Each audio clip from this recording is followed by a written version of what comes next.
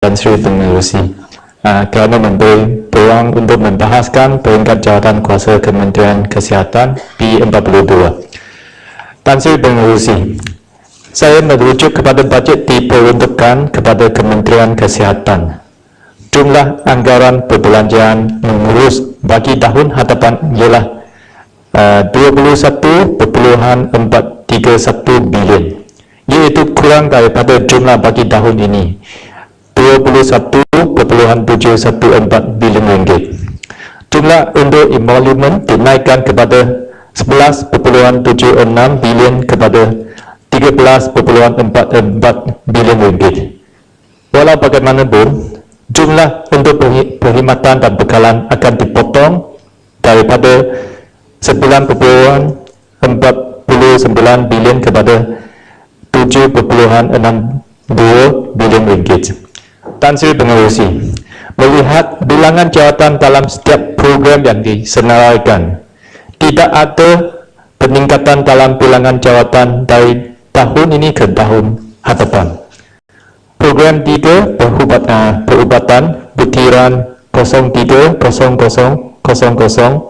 menunjukkan bilangan jawatan setiap bidang kepakaran perubatan tetap sama untuk tahun hadapan. Walau bagaimanapun, bilangan pesakit luar, bilangan pesakit masuk ward dan bilangan pembedahan dijangka meningkat sehingga 10%.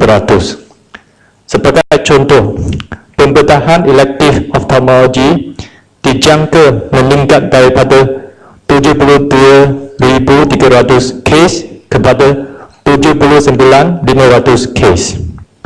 Pembedahan plastik elektif daripada 8,100 kes kepada 8,900 kes. Semua ini akan dikendalikan oleh bilangan doktor dan jururawat yang sama. Tan Sri Pengerusi, saya inginkan penjelasan daripada Menteri. Kenapa tidak ada peningkatan dalam bilangan jawatan? Adakah diperlukan pengambilan kaki tangan awam, doktor dan jururawat di Kementerian Kesihatan? Apakah akan terjadi kepada 5,000 orang doktor yang menamakan pengajian setiap tahun? Adakah pengetahuan yang mereka pelajari selama 5 tahun di sekolah perubatan digunakan untuk faedah rakyat dan negara ini? Jika mereka terpaksa menunggu kerana terdapat pembekuan pejawatan, mereka mungkin hilang kemahiran mereka dengan cepat. Para doktor dan jururawat yang sedia ada sudah bekerja keras dan lebih masa melampau dengan penambahan penduduk yang semakin meningkat di negara kita. Bagaimanakah kerajaan mengharapkan untuk meningkatkan jumlah pesakit dan pembedahan sebanyak 10% tanpa penambahan bilangan kaki tangan? Doktor dan jururawat yang melampau kerja boleh membawa kepada lebih banyak komplikasi dan kematian. Dan Sri Pengerusi, berhubung butiran 032200 farmasi dan bekalan, saya ingin meminta Menteri untuk menjelaskan kesan TPPA ke atas ubat generik. Kita semua sedar tentang implikasi besar TPPA. Saya ingin menarik perhatian ke bahagian kontroversi mengenai harga ubat. Terdapat pertikaian sama ada harga ubat akan naik atau tidak. Menteri dan juga Perdana Menteri mendakwa bahawa harga ubat tidak akan naik. Walau bagaimanapun, pada 22 hari bulan November ini, semasa sidang kemuncak ASEAN, Presiden Obama menyatakan bahawa harga ubat akan naik. Jadi, siapakah yang benar? Presiden Obama mengaku berdepan dengan tekanan daripada syarikat farmaseutical gergasi di Amerika Syarikat yang mahu terus mengaut keuntungan demi keuntungan. Dengan izin saya memetik Presiden Obama, what is absolutely true is that a lot of drug companies, once they have invented a drug, they want to keep making money as long as possible on that drug. Sometimes they want to keep making money on that drug even though they invented it a long time ago. They want to preserve their exclusive rights to make it, and they keep selling it at a higher and higher price. And they don't want generic substitutes that are lower cost. Jelas sekali bahawa syarikat farmaceutical hanya berminat untuk mengaut keuntungan yang besar dari memerah orang ramai buat selama yang boleh. Amerika berjuang untuk syarikat farmaceutical gergasi untuk terus-menerus mengaut keuntungan besar. Presiden Obama tidak langsung menyebut tentang hak asasi pesakit untuk menerima rawatan yang mampu. Nampaknya keuntungan syarikat farmaceutical lebih penting daripada hak asasi pesakit. Maka ramailah pengamal perubatan yang membantah keras bahagian TPPA berkenaan harta intelek ubat. Tan Sri Pengerusi, hujah Menteri dan Perdana Menteri, harga ubat tidak akan naik, mungkin ada kebenarannya. Tetapi masalah utamanya adalah harga ubat tidak akan turun bila mana ubat versi generik yang lebih murah tidak boleh dipasarkan. Pesakit dan kerajaan akan kekal berdepan dengan harga ubatan yang tinggi. Sebagai contohnya, New England Journal of Medicine keluaran 16 hari bulan Julai 2015 melaporkan bahawa kos rawatan tahunan pesakit AIDS dan HIV akan meningkat daripada US dollar 100 seorang kepada 10,000 US dollar seorang setahun. Ini adalah kenaikan 100 kali ganda.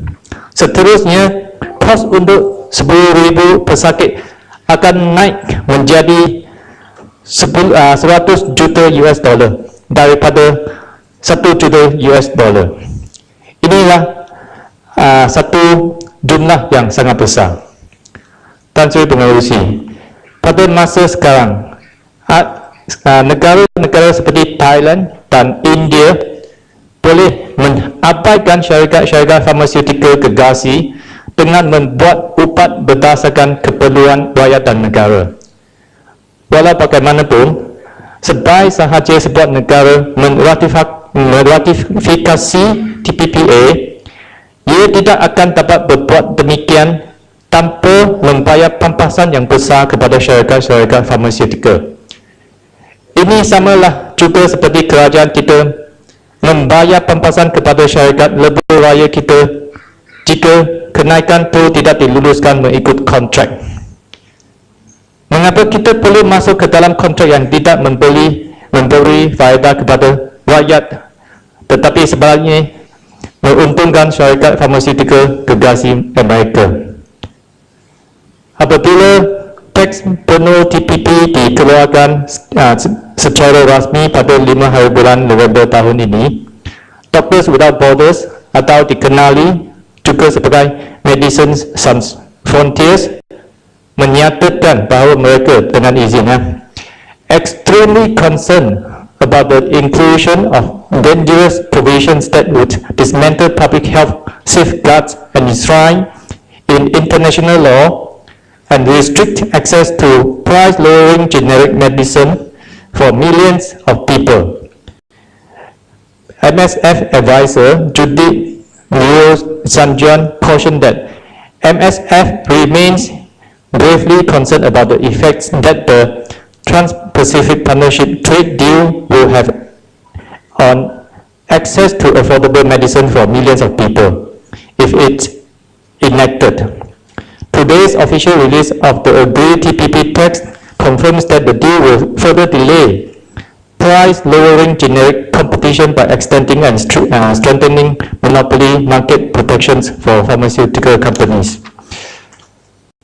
Tan Sri Pengerusi, jika sesuatu ubat diberi tempoh hak paten yang bertahun-tahun lamanya, ubat tersebut mungkin menjadi usang apabila tempoh masa paten itu tamat.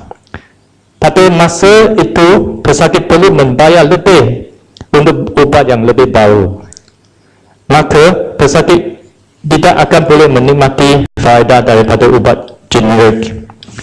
Tan Sri Pengerusi, saya menggesa Menteri dan Kerajaan tidak berburu-buru mengesahkan perjanjian TPP.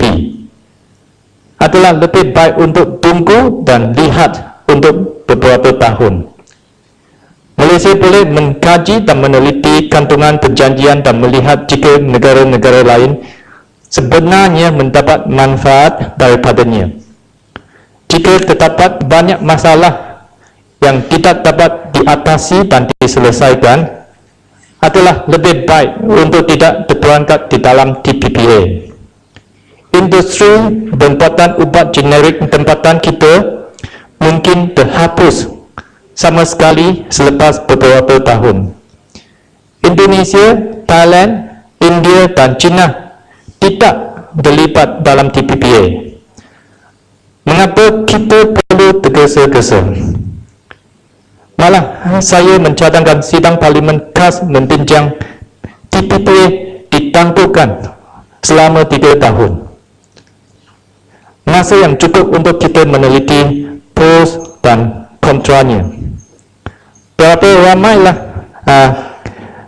ahli terhormat daripada kerajaan telah meneliti teks TPPA setebal 6,000 muka surat itu dan memahaminya. Adakah menteri akan mencadangkan masa yang lebih lama untuk kita memahami sebenarnya TPPA sebelum kita berdepan risiko tidak cukup wang untuk membeli ubat original diimport yang mahal? Minta menteri jelaskan. Sekian, terima kasih.